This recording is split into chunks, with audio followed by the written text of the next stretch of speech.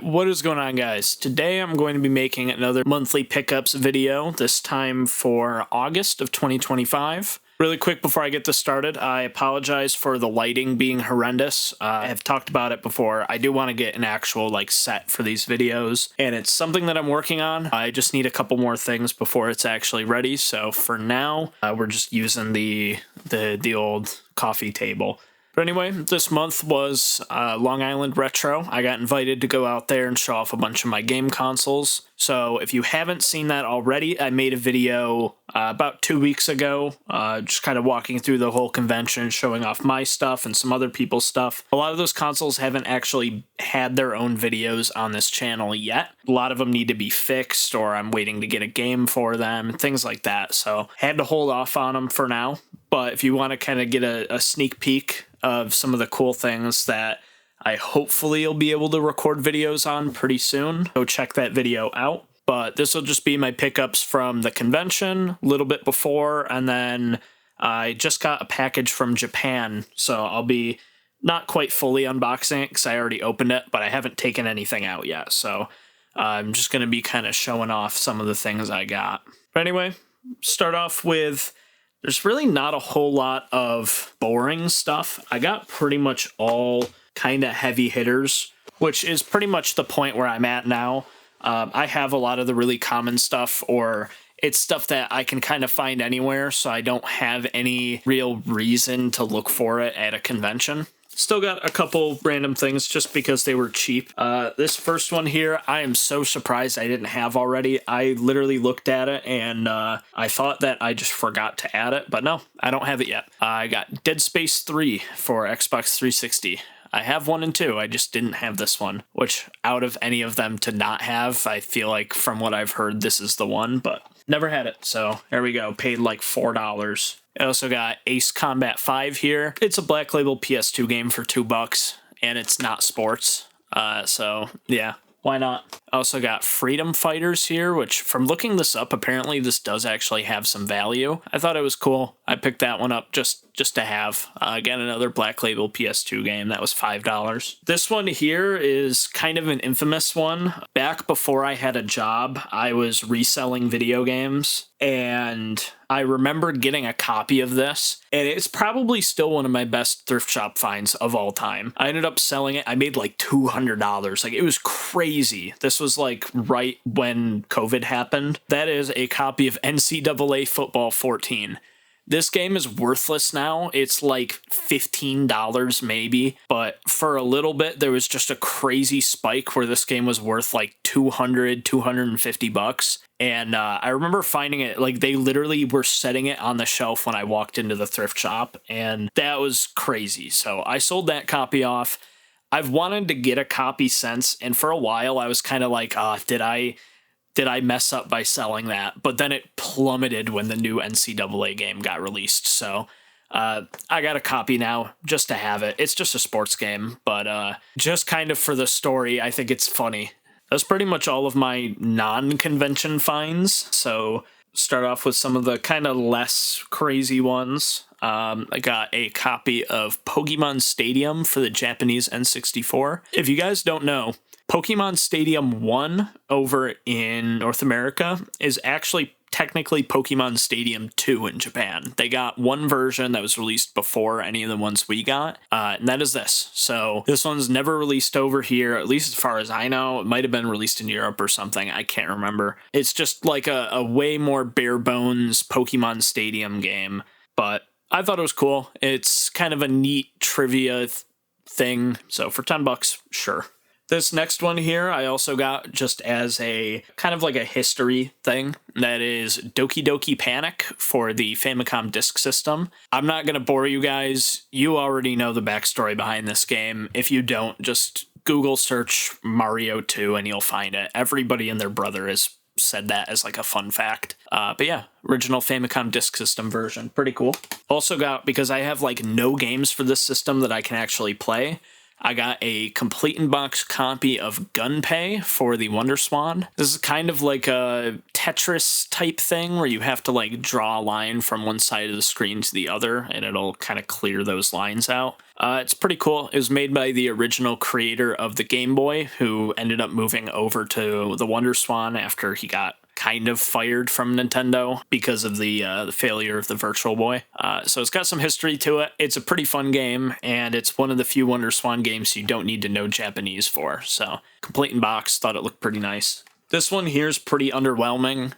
This is a copy of Mario Bros, the arcade game for the Famicom. Honestly, I just needed something to put in one of my consoles at the show because I forgot to bring a Famicom cartridge, and this was like $2. At some point, I'd like to have all, I think like 12 or 13 of the Pulse cartridges for the Famicom. All of them are pretty good games. They're probably ones I want to have anyway, but it's kind of a neat thing that they were doing for the first like couple months the system was out. And this is going to be probably my last like normal, not super crazy game. That is Final Fantasy Crystal Chronicles. This is kind of like a Four Swords adventure type thing. That game kind of sucks, but it's something kind of funny to get a group of friends together and make them suffer. So that's really why I got this, for the same reason I want to make my friends play it. It's kind of like a 4-player co-op game. Unfortunately, this does not have the link cable, which originally came with it, but I have like 8 of those, so I don't really need another. All right, so now we have 5 more games. These are all going to be pretty heavy hitters, starting out with Bonk's Revenge for the TurboGrafx. I love the TurboGrafx. I feel like I say this in every single video, but it is one of my favorite consoles to collect for. I don't care too much about having the boxes because it makes stuff so much more expensive. I think the jewel case is enough for me. But yeah, Bonk's Revenge, kind of one of those ones that everyone should have. The Bonk trilogy is kind of like the Mario games for the TurboGrafx. But yeah, this one I've been wanting for a while, so found it, paid $100, not too bad. Next up, we have a very strange one that one of my friends actually told me about at the show, and I got a pretty good price on it. I got it for like half of market value because the manual's a little messed up, but that is Panic for the Sega CD. This is a very, very strange game. I don't know a whole lot about it, but I heard it's kind of just one of those ones where it's like every single second the game surprises you with something you could not have thought was going to happen. Like, it is just an insane, out there, crazy game. So yeah, got it for a good price. I've heard it's a good one for the system, and I like collecting Sega CD stuff. So there we are. Definitely want to give that one a try. And then my last 3 here, these are all Sega Saturn games. So we've got, first off, Guardian Heroes. This is kind of a big one for the system. This is one that I've seen some gameplay of, and I've wanted to try it out for a while. And 200's an alright price. I think it goes for around there, but seemed like it was in pretty decent condition. The case is a little cracked, unfortunately, and a little yellowed, but almost every Saturn case I have is destroyed, so I need to replace them all anyway. But yeah, the actual disc and everything was pretty nice. Next up, we also have Rayman for the Saturn. I really want to find a Jaguar copy of this game, but it's a really fun game. I really enjoy it, so I like having it on all the kind of weird, strange consoles. But yeah, super fun game. And then my final game here, before I get into the package from Japan and all the weird stuff, is Astal. This is a pretty good platformer for the system. Kind of weird little thing here. This actually has a print error on the spine where there's no game title. And funnily enough, actually, Rayman also has an error on the spine where they printed the Saturn logo upside down. So, kind of neat and interesting with those two. But, alright, so that is it for my games that I got.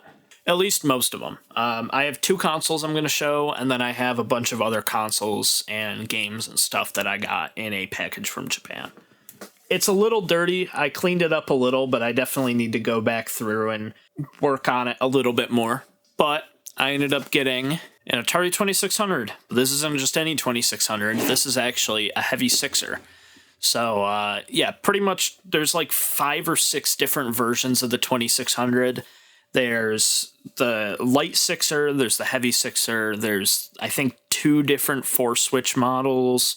There's the Vader, which is all black. Then there's like the Sears version. There's a bunch of different variants. This was as far as I know, I think it was the original version of the 2600. And I don't know why it's more sought after. I don't know if it's just because it was more rare or if it has something that the others don't. I don't know. But this is kind of one of the more sought after versions of the 2600. It's got a little bit of a different front. It's more curved. It's heavier. That's why it's called the Heavy Sixer. And it has the 6 switches, which also is why it's called a Sixer. But kind of a story behind this. I probably wouldn't have picked it up, but it was just an insane situation. So I was at the convention. I was talking with a bunch of the people that I know who are there. If you guys know Adam Korlick, he was actually one of the reasons why I got invited to that con in the first place. If you know Adam Korlick and some of his friends that he makes these videos with, mainly Sega Steve and Sunshine, because they were both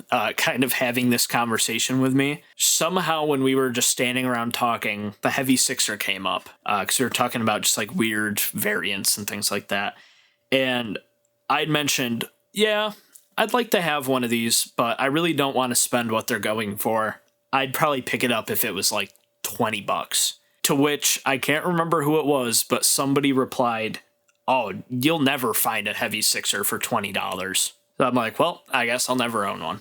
Because honestly, I have like 3 2600s. I don't need another one. So the next day, before heading to the convention, I decided to go to an estate sale. And at this estate sale in the basement, what do you know? A Heavy Sixer. Had 2 controllers. It had the paddle. It actually had an NES zapper for some reason that was also mixed up in that box. No NES games or system, though. But yeah, sitting there, I'm like, what are the chances? So I bring this upstairs. I ask the guy how much.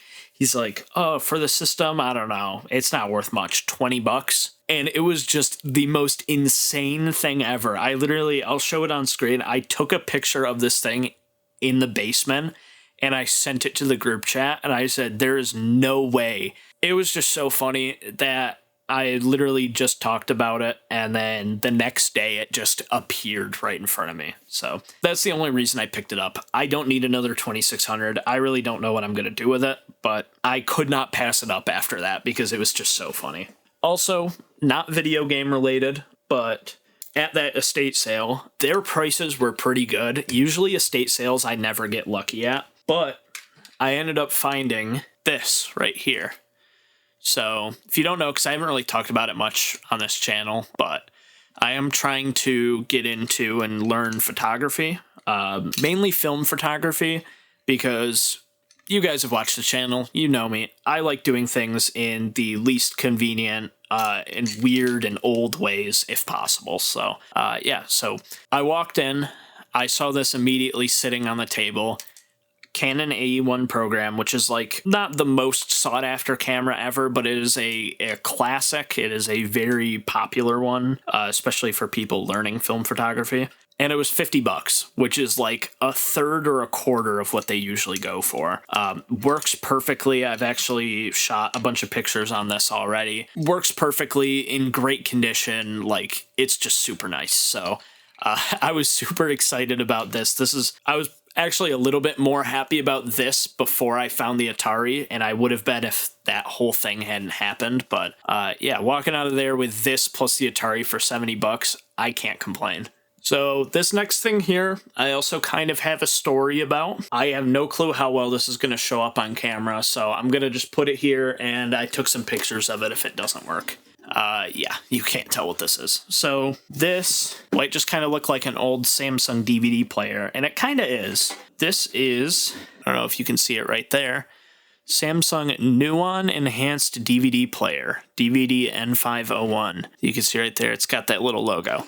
So I don't think I've ever made a video on the Nuon in the past, although I really want to because it's a super neat, super fascinating piece of hardware. Basically, when the Atari Jaguar failed, a bunch of the developers and team that basically worked on it ended up forming a company called VM Labs, and they made kind of a game console, almost similar in concept to like what the CDI and the 3DO and everything had done before, where instead of them making the hardware, it was basically a technology that they designed, and then it was supposed to be put in different manufacturers' DVD players. So it's actually a little bit more like the CDI. It was actually relatively impressive technology-wise. I could play some pretty nice-looking games, but there were not many released for it. It failed pretty horribly, and most people don't remember it or don't even know that it existed. But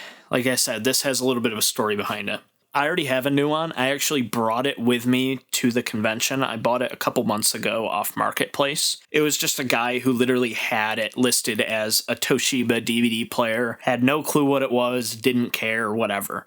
And that was pretty much the situation this was in. About a month and a half ago, I got a message from one of my friends saying, "Hey, I think this might be near you. There's a guy with a new one on Marketplace. I was wondering if you'd be able to get it." And I looked at it. It was in a town it was in a really weird town. It was like slightly north of New York City, a little bit to the west. I live in upstate New York, still pretty far from there. It was like 3 hours away from my house, or 2 hours or something like that. It was too far for me to realistically go just get it. But he had it listed for $10. So I messaged the guy. I'm like, "Hey, is there any way you'd be able to ship it? It's not very far. I just can't make it down there." Never got a response. The guy just opened the message, left it, whatever. I'm like, okay, fine. Well, while I was in Long Island, I was thinking, well, I wonder if it would make sense to stop on the way back up. I wasn't going alone. I went down there with my family because we make kind of like a family trip out of the whole thing.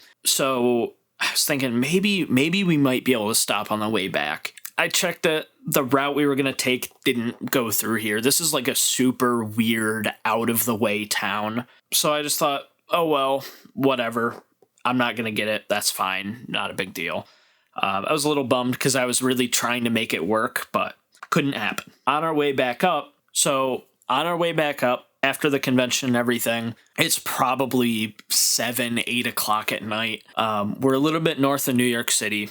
We end up taking a detour, kind of taking a wrong turn, getting off the track that we were supposed to go on. And I check on Google Maps to see what direction it's going to take us back home. Turns out it takes us directly through this random town that this thing was located in, which is just crazy. Like, it was literally, like, I'm not even making it up. It wasn't like a town over or anything. The road was literally going through this town. So I messaged this guy, and we're probably 5 minutes away from this town. Like, it was super short notice because it didn't click. I didn't put it together in my head that we might be going near here. So we're about 5 minutes away. I message this guy. He takes literally 4.5 minutes to respond to me. He responds to the message as we're passing the exit. He reads the message, responds, says, "Yeah, you can come pick it up." Immediately pull off, go on the exit. Like, if he had been probably 10 seconds later, it would have been too late. We drive up to this guy's house. He doesn't know what it is. He's like, "Yeah, I was wondering why I got so many messages about an old DVD player." By this time, he actually lowered the price to $5 instead of $10 because nobody locally wanted it. He's like, "Yeah, I was wondering why I got so many messages asking to ship it. It's just an old DVD player." I kind of explained to him what it was and why so many people wanted it. He didn't seem to really care too much. It was just so crazy because the timing on it, like I said, everything aligned perfectly, and we were like seconds away from passing this. I'm glad I got it. It works, which is kind of rare for these. Apparently, this model is super prone to failure. It works perfectly. I've messed around with it. I've tried it. I've had no issues. It's not in the best condition ever, but I could probably clean it up, make it look a little nicer. But yeah, super happy to find this. And for $5, I cannot complain. Like, these things, they don't have a lot of value. On eBay, people ask probably more than they're really worth. But they just never come up. I check all the time at thrift shops and at garage sales, and I always find models that look almost identical but are just a little off, and they were made like right after it was discontinued. But I almost never find these exact models, so I just thought it was kind of crazy. It was just insane luck, especially literally 2 days after the Heavy Sixer thing. Like, it was just insane. I'm done talking about old DVD players. Now I'll talk about some other old junk.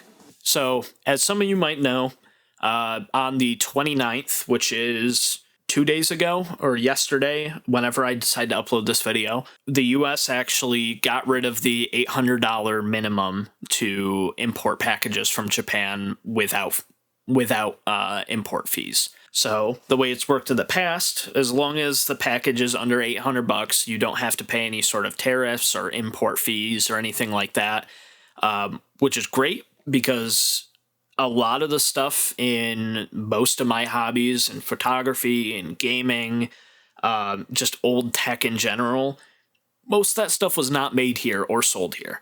So most of it I have to get from overseas. They're getting rid of that, so now I have to pay a lot more for this stuff. So I just decided that I'm going to go out, I'm going to buy a bunch of stuff I've really wanted, because I don't know if I'm going to have another chance to at least get it for a price that I'd want to pay. So I've got one thing in here that's not video game related. I'm going to get that one out of the way first, but I think you guys might find it kind of entertaining just because of how goofy it is. As you know, I love weird, goofy tech, and I think this fits that. So what I ended up getting is a little, well, not little, camera called the Pentax 6x7. This is how big it is. It is gigantic. It's huge. For comparison, this is my Canon FTB. This is actually the camera I brought with me on that trip to take a bunch of pictures. This thing is so tiny in comparison. It's just insane. So this is a medium format camera. It takes way larger film. It takes this 120 film here. It takes super large negatives. They look great. Super high quality. These actually were released here in America, but I ended up getting this for $200, which is just like unheard of, especially in at least mostly working condition. And yeah, it just sounds crazy. It sounds so good. I got it with this very, very, very large 135 f4 lens on it. Super neat, super cool. These things are very hard to find. I've never seen one out in the wild before. You really can't grasp the size of this until you actually pick it up and hold it. Like, it's insane. Super inconvenient, super dumb, but I love that. So, yeah, this is gonna stay with me for a very long time. Anyway, now that I'm done with that boring camera garbage you guys don't care about, here's some video game stuff. I don't have enough space to really show it on camera, but I'm literally unboxing this as I go. So this thing is way smaller than I thought it would be, but I ended up getting a Sega SG-1000. If you guys don't know, this was the very first game console that Sega ever released. This was before the Master System. Technically, the Master System is the SG-1000 Mark III. But yeah, this, from what I've heard, is basically on a technical level very similar to like a ColecoVision, maybe a little bit more advanced. There's only 30-something games for it, I think. Not a whole lot. I ended up getting one just because I wanted something to play on it. So I got a complete-in-box copy of Starjacker here. It's like a little shoot-'em-up type game. But yeah, do not see these very often. They are actually pretty rare. Condition on mine is not perfect. It's definitely yellowed. It smells like cheap old plastic, and yeah, it's not the greatest, but you really don't see these, and the price I paid, I really can't complain. And this next thing, or final thing that I got here, I am very, very excited for, because I've been wanting one of these for a while. It's just been something that I've never really pulled the trigger on, although I kind of had a reason to this time, so here we are. And this is a Panasonic A1F, I think, A1F. But it's an MSX, so this is kind of a weird gaming computer type thing. It's not all for games, but it's kind of similar to like the X68000, the X1, even kind of like the Commodore 64, where really the only use that they have now is for games. They had a lot of really good games released for them. You can see right here, there's a little cartridge slot. I believe there's one on the back too. It has a floppy disk drive in the front. These are super cool. This is one of the better models to have from the little bit of research that I did. Came with this kind of funky looking controller, but I believe this is the one that was made for it. And then I also got a mouse. Everything here is like wrapped up in little bags. Yeah, I got a little mouse. Comes with basically the whole set, everything I would need. But kind of same with the SG-1000, I needed a game to play on it, because what's the point in having it if I can't use it? Although I do have a stack of floppy disks here. I could just put something on one of those. But I wanted one of the kind of must-have, I think this is exclusive, or at least mostly exclusive, games for it. And that is Castlevania. I think this has a little bit of a different name. I think it's like Vampire Killer or something, but it's a Castlevania game. I believe, to my knowledge, the MSX is very similar in terms of power to the NES. There were a bunch of games that were released on both, so like Metal Gear was actually originally on the MSX, and from what I've heard, that's the better version of the game. I'm not sure how this Castlevania game compares to the NES counterparts, but I've seen a little bit of gameplay, I've heard the soundtrack. I love Castlevania soundtracks, but I've heard very good things about it, and I'm very excited to try it out. I don't know if any of the stuff I bought works. I don't know if any of it was sold as tested, so I've got a lot of trying things out ahead of me, but very excited with everything I got here. I don't think I'm missing anything. I think I've got... only other thing I got, I'll put up a picture of it. I bought a Commodore monitor off one of my friends at the convention, so... shout out to Sega Steve. But yeah, if you guys enjoyed it all, make sure to like, comment, and subscribe. Some of these things that I got will definitely have their own videos at some point. Probably going to do something on the MSX. Definitely going to do a video on the SG-1000 and the new one. So stay tuned. Still need to finish up some of the game room down here before I have my whole set done and before I make my tour video. But it's getting close. I'm getting there. So... yeah, if you guys enjoyed, make sure to like, comment, and subscribe, and I will see you guys later. Goodbye.